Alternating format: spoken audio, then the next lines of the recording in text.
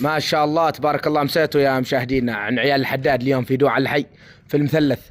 ما شاء الله لهم سنين الله في المجال ذي، اصحاب ورشة الحديد.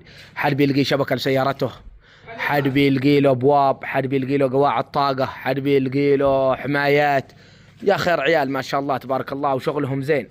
بس صراحة يعني ما انا داري كم سعره، بس قصدي يعني شغل جبار.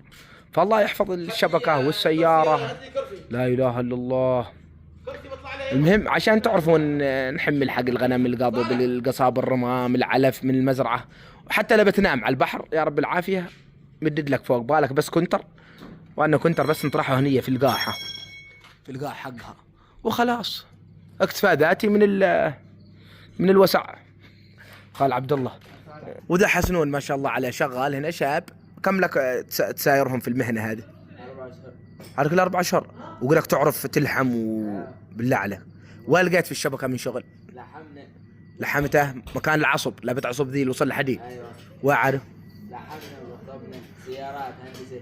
ما شاء الله عليك. ولا درست لا ثانوية ولا جامعة؟ لا ما تاسع. لما تاسع، فهذا يعتبر مدرسة. هذا المكان بشكل عام مدرسة. فمو كل شيء جامعات يا مشاهدينا الله يحفظكم، ضروري تلقي لك مهنة. نحن الآن بغينا مهن ولا لا يا مهندس؟ ما نحن بغينا مهن.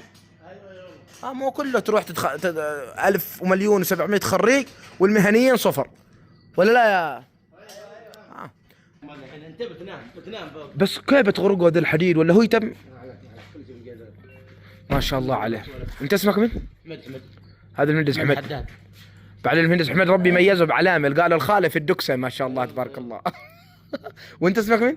حسنون. حسنات. حسنون. حسنون من تريم. لا من العرسمة. في حسنون في العرس هنا، وهذا نازل من السماء لا اله الا الله.